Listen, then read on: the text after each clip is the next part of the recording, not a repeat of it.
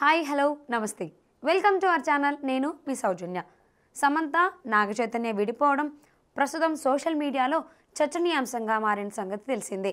తమ 4 ఏళ్ల వివాహ బంధానికి స్వస్తి పలుకుతున్నట్లు చైతన్య సమంతలు తమ సోషల్ మీడియా ద్వారా పంచుకున్నారు. ఇక అదలా ఉంటే ఏ క్షణమైతే ఆమె నాగచైతన్యతో విడాకుల విషయాన్ని అధికారికంగా ప్రకటించిందో అప్పటి నుంచి ఆమె పట్ల రకరకాల రూమర్స్ను సోషల్ మీడియాలో వైరల్ అవుతున్నాయి. తనకు ఎఫైర్స్ ఉన్నాయని, పిల్లలు వద్దనుకున్నానని, తాను అవకాశవాదినని, ఇలా చాలా రకాలుగా ఆమెను సోషల్ మీడియా వేదికగా విమర్శించారు. అంతేకాదు కొందరు అబార్షన్లు కూడా చేసుకున్నారని అన్నారు. అయితే ఈ ఆరోపణలపై ఆమె తాజాగా స్పందించారు.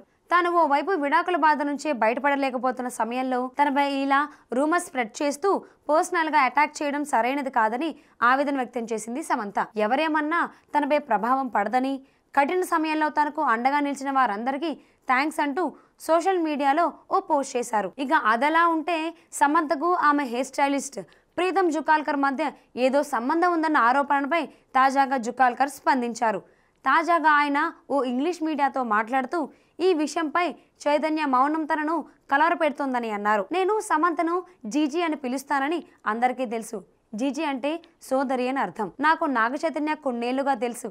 సమంతకు నాకు ఎలాంటి సంబంధం ఉందో అతనికి కూడా తెలుసు. శామ్ నా గురించి అలా వ్యాఖ్యానించవద్దని అతను మాట్లాడి ఉంటే ఇంత రచ్చ ఉండకపోవచ్చని పేర్కొన్నారు. అంతేకాకుండా ఈ రేంజ్ లో కూడా తప్పుడు పుకార్లు రాకుండా ఉండేవని, నాగచైతన్య ఈ పుకార్లకు అడ్డకట్ట వేయొచ్చని ఆయన ఆ ఇంటర్వ్యూలో తెలిపారు.